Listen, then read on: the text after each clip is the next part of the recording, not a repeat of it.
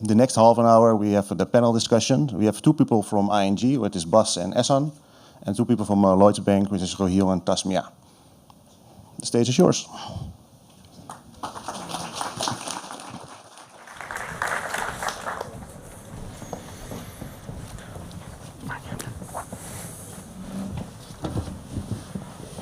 Hi, morning everyone. How is everyone doing? Good. Cool. The energy wasn't there. Like you. Bit louder. Bit louder. Come on, everyone. Yeah, you excited to be here? Yes. Yes. A bit louder. Sorry, I really need a loud one and really loud. Yes, we are excited to be here. Yes. Yeah, that's it. Yeah, I've got the engagement. Okay, so we're going to dive into a couple of topics, just not a lot, 3 topics, and we're just going to do a quick fire chat on what we feel like it wants to be, what we feel like SRE principles should be, or SRE how it should be, and then we're going to open up the floor to some amazing questions that you guys are going to obviously have ready for us and put us through our paces. So the first topic we're going to discuss is how is SRE set up, and in your view, how should the ideal SRE team be set up? So just to touch on that, because the other day I was in a call with Google, and I didn't really realize this, but they're the ones who actually came up with SRE, but then they don't actually have any SRE engineers. They have just developers, and the developers work as SRE engineers. The only difference is that they get paid overtime if they're working on any incidents. But I was actually surprised at that you come up with the idea of having SREs in the first place, and everyone's gone onto that roadmap of having dedicated SRE teams. So who wants to dive in first? How you feel like an SRE team should be set up? Yeah, let me quickly introduce myself. I'm Bas van Alphen, working with ING for the past, I think, 15, 16 years. Started off as a test engineer, and in 2018 I became a chapter lead for the SRE team. Still doing that. At ING we have a global organization, but also what we call local entities. So I'm working for the local entity, the Netherlands, in the tech organization. And we started off there with SRE in 2016, basically because we saw a lack in qualitatively good observability. So we started off with our own monitoring platform based on Prometheus and Grafana. And gradually from there we started also next to that helping teams in our tech organization on reliability topics. I think it was 2022 when we basically stopped with the platform of observability. We handed it over to the global organization, and they are bringing it further as until today as well. And besides that, nowadays really focusing on reliability topics, observability maturity, incident and problem management. We have now in the Netherlands a team of roughly 40 FTE working on SRE. Like Google, we don't have SRE engineers as function. With us, it's mainly IT engineers or IT integrators or other functions. But we have basically the role of being an SRE engineer. How to do it? I think in our way is really an enablement function in ING. So really the scalability of our team is not that big. So to help a lot of people in NL, roughly 2,200 engineers, we're mainly on the enablement part. So we really try to focus helping the teams by giving them guidance and information. Okay, so another introduction of myself. My name is Ehsan. I am an SRE at Global Engineering Reliability at ING. And I have 20 years of experience in tech. And last 7-8 years, I was focused only on SRE, mostly on SRE. And previous to ING, I was the SRE team lead at LeasePlan Digital. I recently joined ING about 7 months ago, and previous to that, I was the SRE team lead at LeasePlan Digital, where we formed the whole SRE team from scratch and enabled the culture. And I want to add one thing. So I'm not going to talk about how we do it at ING, since you already mentioned, but what I'm going to say is that SRE from the practice, it's not a one-size-fits-all type thing. it's what I like about SRE is that if you read SRE books at Google, it's a bunch of essays. So you go, pick, choose, twist, and fit it to your need based on what you need to do at your company. So there might be many companies that are doing SRE, but they don't have error budget. They don't care about the error budget, but they have other aspects of it. So one thing about SRE is that to always remember that it's not a prescription to be added to any culture. You need to find how to adopt it. So, yeah. I actually like that pick and mix. Yeah. You just pick and mix things. It reminds me of the sweet shop. So yeah, I really understand that kind of mentality. Roheel? Yeah. Hello everyone. My name is Roheel, and I worked in different various industries in the past. And from my experience, working in for about 10 years, it's not one size fit for all, like Ehsan mentioned. So there are different type of projects. If the project is on mission critical projects, high important project, then yeah, there probably be a standalone SRE dedicated team, and then some of the teams have also embedded SREs within their project. I'm personally myself, I'm SRE / software engineer, and there are various type of, we do kind of harness, chaos engineering, where we test the applications in a controlled environment, and in other places we have dedicated SREs working on some of the labs, some of the features. So yeah, that's a quick intro from me. Okay. I think we're going to move on to the next topic. We have to have something around AI, obviously. So we are going to kind of dive into how AI is improving an SRE role, and the biggest question, obviously, is AI going to take over my role? Am I going to be replaced by AI? Am I going to be replaced by a bot or anything like that? So I think I'll probably just touch on a couple of things in my experience where AI has actually helped us rather than not take my job. And I'm not going to be that kind of engineer that's going to say, oh, I'm going to be scared of AI. Instead, I'm going to use it for automating and enhancing our health checks. We do like health checks at crazy hours in the UK, like 4 o'clock in the morning. We have dedicated offshore teams. That's the normal kind of setup. You have like offshore team doing the early hour kind of daily health checks. But those have been overtaken by those tedious tasks, I would call them, have been ramped up by AI, by the use of AI, and in incident management, all those manual kind of incident updates that you have to do, and you're trying to work it on like firefight, but then you're having to continuously keep your stakeholders up to date, which is probably the most annoying part, because they're just like, are you done now? Is it fixed now? Can I go back into my application? And you're just like, give us a minute, give us 2 minutes. So I think a lot in that AI has helped us. So does anyone want to chip in on that? Or? Yeah, I can go. So one of the SRE aspects is just reducing toil, and also reduction of the cognitive load. So one of the things is that I believe AI can help in 2 different aspects. Some are directly effective in what an SRE role do in their day-to-day business, but the other thing in the day-to-day job, but the other thing is that the indirect impact. So first, the indirect impact is probably the low-hanging fruit. You can, for example, if you use AI LLM, just an out-of-the-box LLM, a foundation model, to write your documents, if you give it a template, so you can help reducing silos, or just preventing silos to form, because you have the same documentations everywhere. And it knows how to write a good document. It adds enough charts, it adds enough visualizations. That's one thing. That's an example of an indirect impact. But the direct impact is where you use AI, for example, for some, let's say, tedious tasks, as you mentioned.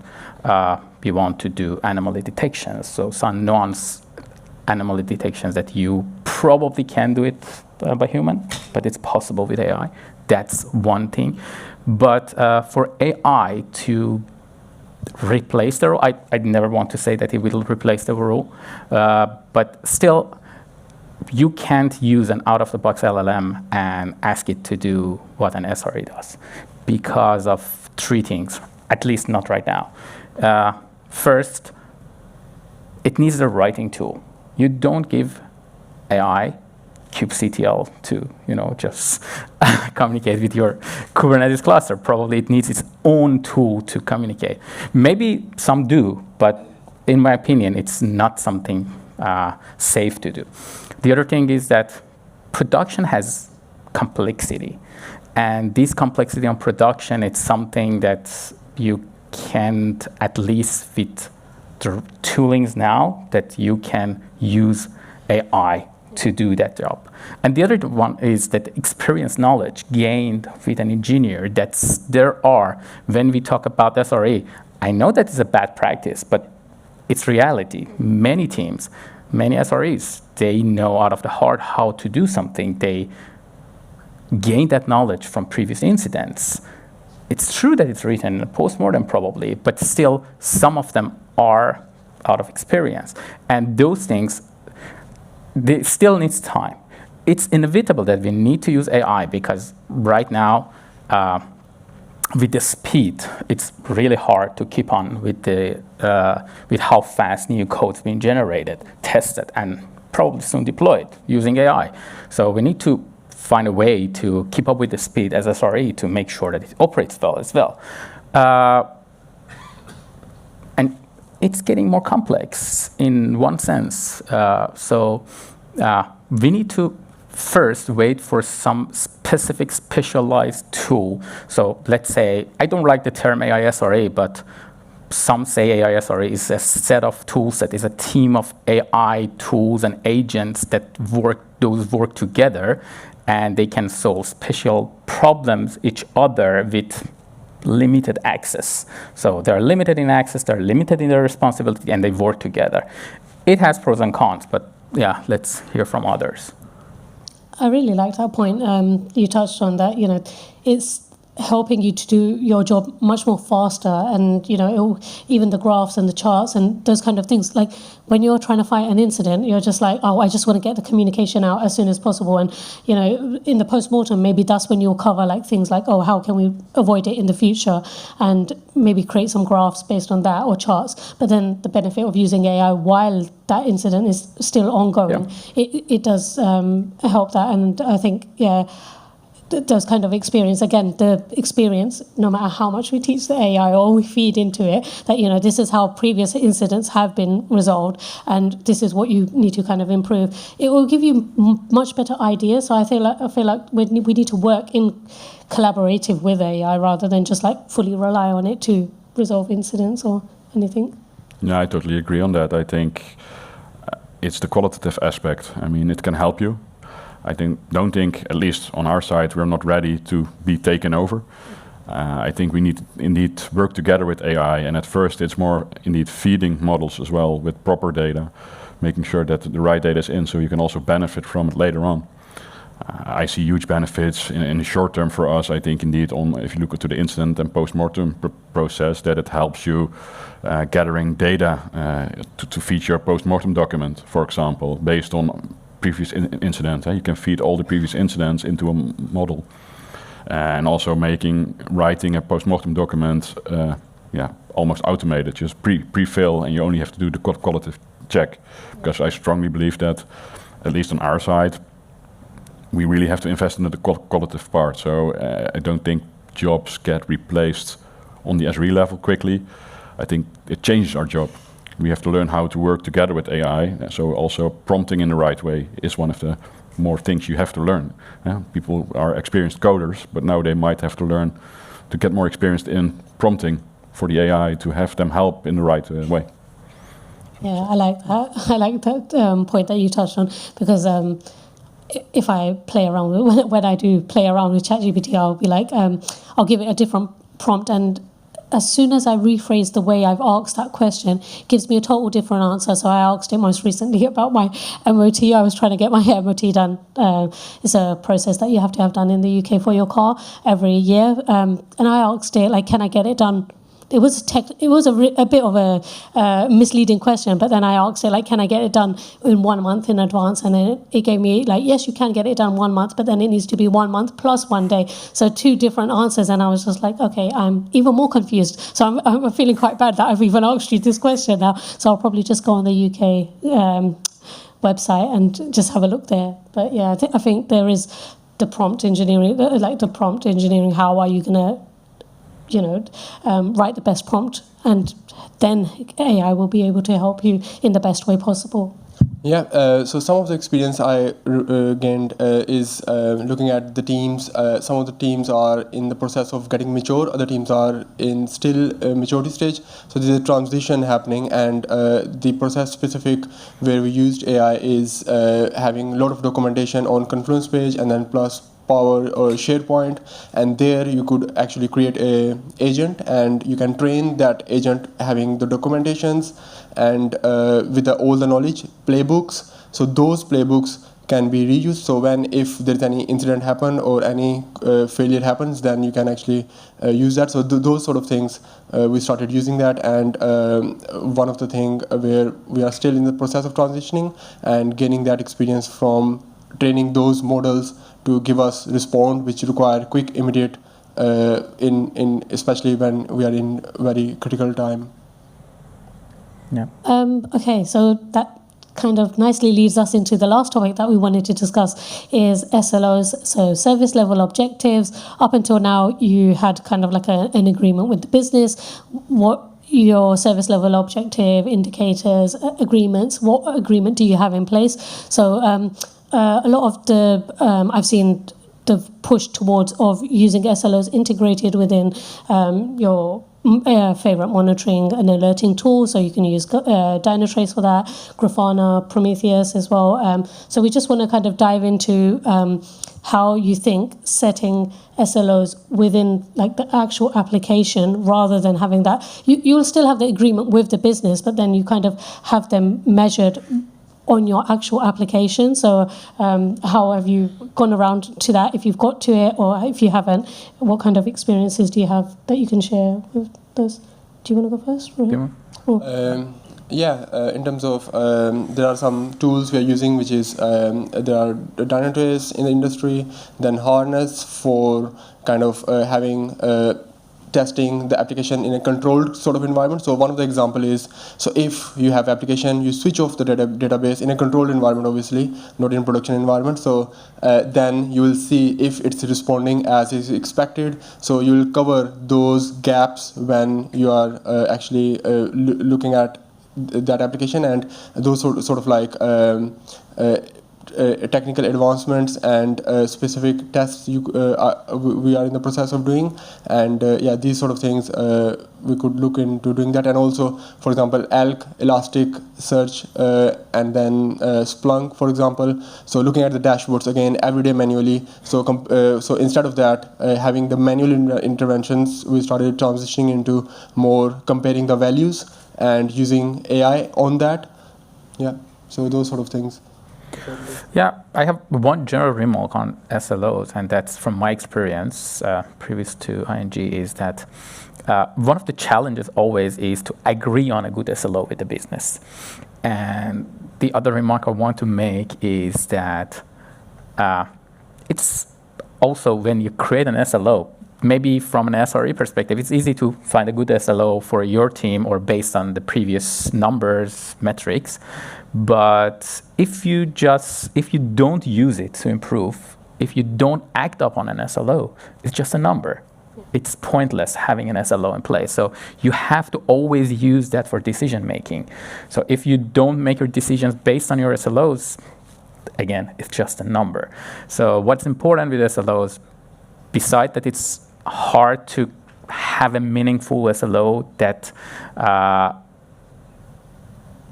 is that is somehow related to what your business want to do and based on what your users want. The other thing is that how to have it impactful. So that's my remark on SLOs. When you're discussing with business, do they ever say, oh, we want an SLO, we want the agreement to be 99.9%, and it's just unrealistic, like you've mentioned, isn't it? Like you want to have realistic expectations, agreements in place. So obviously when you do actually go into, like, an incident happens and you do go into your error budget, and then, you know, how quickly the burn rate is, for how quickly are you using those, we want them to be realistic values rather than just having like, oh yeah, we're going to say our application is going to be, you know, 99.9% available uptime all the time. And it's not realistic, because then, and I think that's where the business don't really understand this, and they don't have that detailed knowledge where they are able to understand that. So I've come up with something that I'm doing at the moment, is just like having an SRE guild for the whole platform. So that's like for product owners, for for your integrators, business analysts, you know, all types of people, to just kind of make them understand what are these buzzwords, what's an error budget, what's an SLO, like what is a realistic SLA, and things like that. So, you know, just so they understand, rather than them just saying, oh, it's your responsibility, we've passed it on to you, and you just need to set any kind of objective that you have. So what you said just hits too close to home, and I want to add one thing, is that most of the time, that's because most of the time SLOs and this mindset comes top down. It should be a bottom up, in my opinion. But yeah, I totally agree on that. I think that's the challenge we're in also with ING. If you look, for example, to our customers in the Netherlands, we have the mobile app, we have the web banking part, we have Ideal, which is a payment product for web shops. Also for Ideal, it's really regulator based, so the regulator just demands to have 99.88% availability. So it's more of an SLA target push top down that you have to make it. And the challenge is for us that it's not just in one application. If you want to provide a journey to a customer, it can easily hit 70, 80, 100 applications. So how to deal with setting SLOs in a chain like that, that's I think the biggest challenge. Still finding out, I think in ING, how to do that in a proper way. But like mentioned, I think you mentioned Tasmia as well, I think we tend to forget sometimes that we just push something without telling why and how and what does it mean, like a bit of theory, and then people tend to understand it in a better way and come up with ideas how then they would think about SLOs for their application, instead of in the top-down pushing like you need that, reach that bar and that's it. But yeah, that's still I think the challenge we're in at the moment. Basically adapting to the targets of the regulator, which become more strict even over the coming years. How to deal with that on an application level within the bank in a chain, because if you have 99.9 for next year on a chain level, what does that mean for your individual assets underneath? They should be higher. How is that then feasible? It's not realistic, is it? Yeah. Yeah. So yeah, I would definitely recommend. That's probably one of the recommendations, is kind of getting that buy-in from your, like, you know, engineering leads and everyone, that, you know, what is an actual, because we all have, everyone who's working for an organization, they will have, you know, you'll be invited to engineering calls, but product owners, you know, the business side people are not even interested, or they don't even have a slight clue what we're talking about in the real world. So I think it's definitely a real good idea to have that, you know, just like a basic understanding of what certain things mean in the SRE domain. So that's I nicely. think to add up on that, I think that's positive on our organization, in my opinion, that we have, you can call them biz DevOps squads. So the DevOps engineers work closely together with a couple of people from the business in a squad. Mm-hmm. So there the business people are directly involved with the tech people. So that makes things a bit more easy, but still it's a big challenge. Yeah. That's a good idea. Yeah, so we're just going to open up the floor to any questions. Does anyone? Otherwise you can hear us rattle on a bit more, but I'm sure we will probably have some good questions from some people. Right, yeah, go ahead. Yeah, you.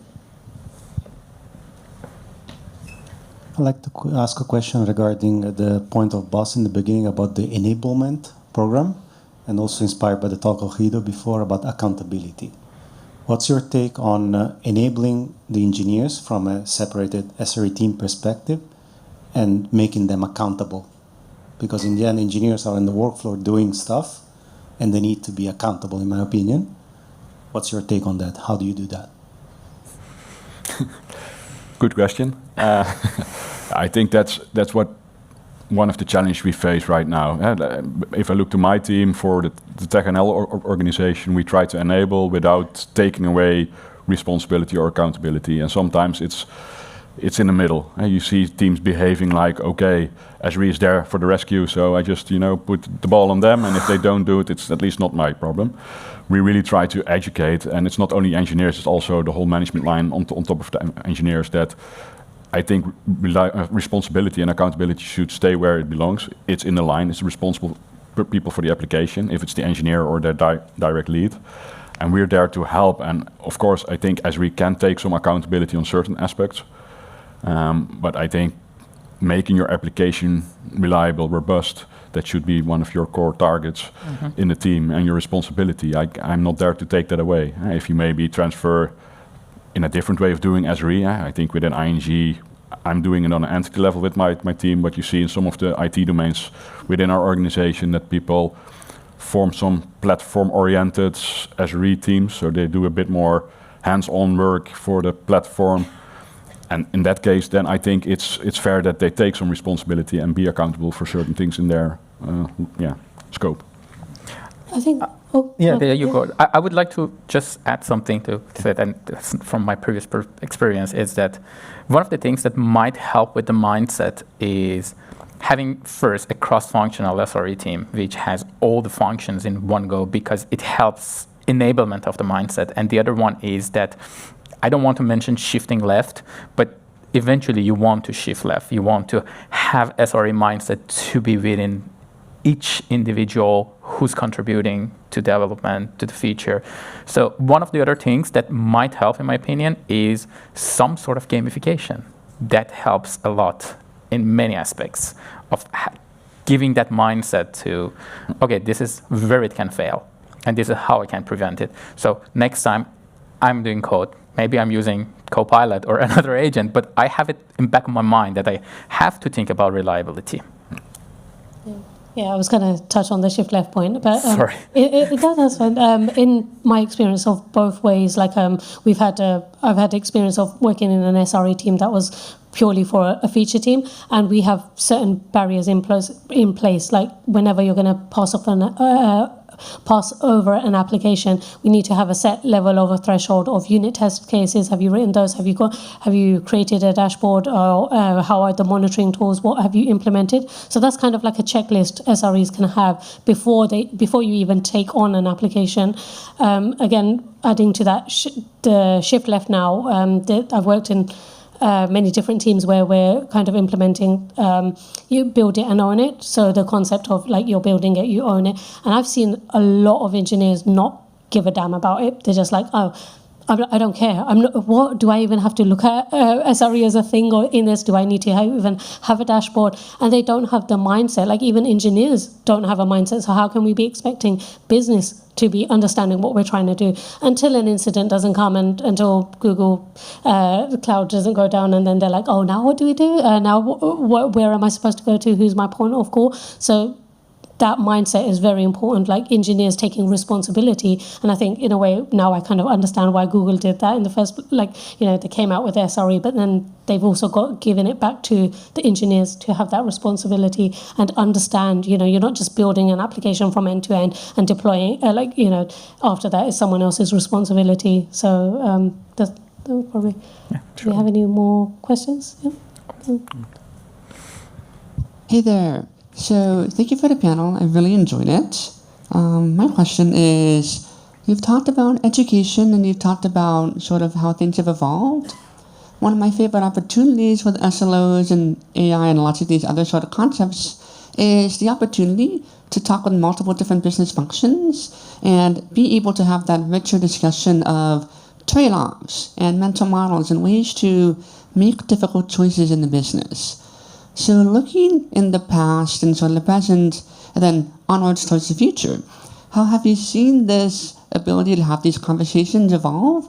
And what are you looking forward to in the future in being able to have these discussions about reliability, resilience, and these types of trade-offs to get the business where it needs to go? Yeah, I think in ING, what you have seen over the past years that reliability is top of mind. Also, our CTO is really pushing for it, and what you even see is on the target setting every year for the performance cycles, even for the direct business colleagues working in those biz DevOps teams, they get the same reliability targets for availability as the IT engineers. So to really force them to, also start breeding reliability more.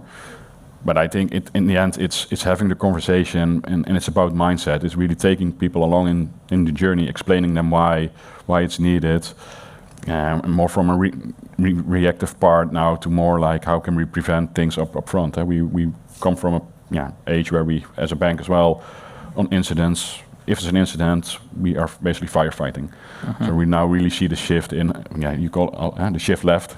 I don't per se like if we call everything shift left, but it starts with, whenever you start with designing, thinking about stuff, you also should think about the reliability.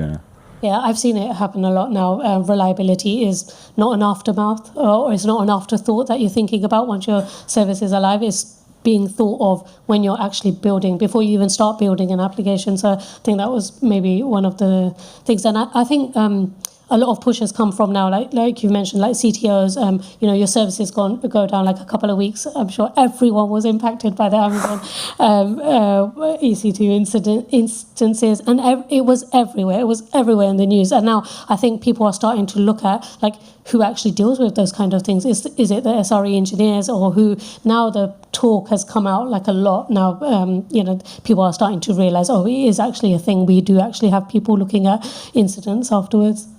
I think it's more of like looking at like proactive sort of approach, and then secondly, from my experience, we started having from project mindset, where feature team delivering the project and transferring the responsibilities to SRE team, to having the product mindset, so owning the product and keep looking after those products as well. Yeah. True. I think we have room for one more question. Don't worry, we'll be around. So if anyone has any real good questions, that you can come up to us. We'll be here throughout the day. Thank you. Hi, I'm Annie from CardLogix. Thanks so much for the panel. My question is around incident resolution and root cause analysis. Are there any sort of key things that you've noticed in your teams that slow down root cause analysis and resolution? And are there any unique processes that you've implemented or found that have been really useful, even if they're just a really small change? I think I'm just going to add in, because when you were asking the question, I literally started laughing, because I was just on an incident a couple of days ago, and I think as soon as your incident's resolved, that's it. You just close the book, isn't it? Like you're like, oh, finally it's done, and there's not really a post-mortem after that. And I have to push. I literally have to push people, hold on, we're going to revisit that. I know you're probably going to cringe, and you're going to be like, oh, but it's done. We found the root cause. We're, heroes all of a sudden. But we have to go back into it. We have to see what were the other, aspects. What did we miss out? There's so many things that you can look into. But people just close the book. They're like, okay, listen, you don't have to ruin the party for us and, open up that book of worms again. So that's one thing that I've seen a lot. People just, incidents done, let's go.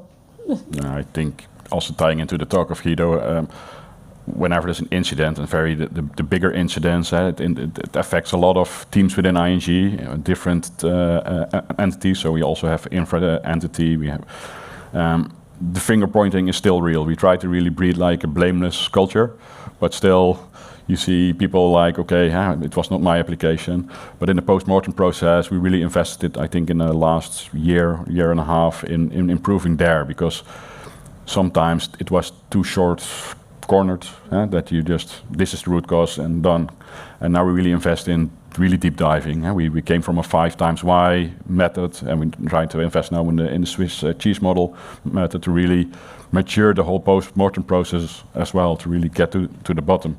And that really helps in understanding, but you also learn from it. And I think the finger pointing will get way less because of that, because you understand each other better, so you know also where you're able to help each other finding the root cause and maybe fixing it. And I think in those calls, it shouldn't just only be engineers. You should have product owners, because I've actually really real-hand seen that, like, having product owners, they'll question things we just overlook, or we just think that I already know the answer to that, but they actually do ask stupid questions, and it's fine to ask stupid questions because some people would not look at it like as a stupid question. And I think as engineers, we just always kind of think, oh, we know what they're talking about, and we don't need to ask that question, or I'm going to look really stupid if I'm asking this question. Whereas product owners, they don't really care. So I think including everyone on that, you can't just have a post-mortem with like 2-3 engineers and be like, oh yeah, we've done it. We know what our learnings were. We know what we're, as many people as you have in it, the more ideas you're going to have. So I would definitely recommend that. Yeah, one of the things I've noticed with many organizations is that the role of incident commander is just a randomly, just role assigned to someone. And have a good, knowledgeable, and trained incident commander is very important in how to respond to an incident.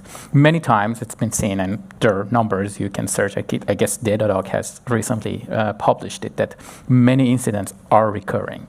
So if an incident happens, it's 80% a similar incident to what happened before, or it had roots in one of the others. So knowing how to investigate previous incidents, and many times you see this number also says that you haven't learned from your incident because you haven't addressed it yet. So both things, I think, it's also helpful to swiftly respond to an incident. I think it's also important for a team to for a company to make some time to create the incident commander role and well define it, train people on it, and have it written in their core business values. Yeah, I think one of the things is called template post-mortem report. So where we start using blameless sort of culture, like everybody mentioned here, where feedback is taken on board, having the blameless sort of culture, and then plus the root cause analysis is one of the things where I started looking at more data-driven approach, looking at the data from past data, and then having those sort of metrics there, and from there start coming and precising down to the decision. Okay, I'm conscious we're holding you between a break, and I'm sure everyone wants to stretch their legs. So thank you so much. If anyone has any further questions, we'll all be around. So and thank you, and I hope this was meaningful. Thanks. Thank you all.